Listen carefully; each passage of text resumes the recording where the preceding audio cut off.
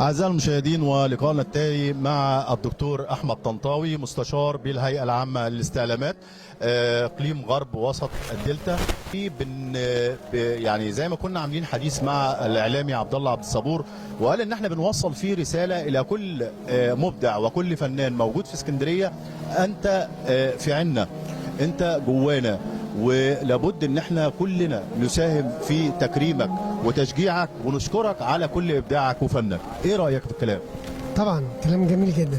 بص حضرتك، هو الابداع اصلا الحاجه اللي مش كانتش موجوده، فالانسان المبدع في نظري هو افضل من استاذ جامعه، افضل من، لان ممكن مبدع معهوش شهاده. الابداع ده حاجه مش موجوده واتخلقت واتعملت، هو ده الابداع.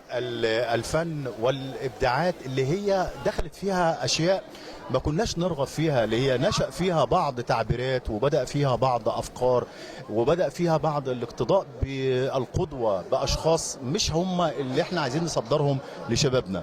ايه رأيك؟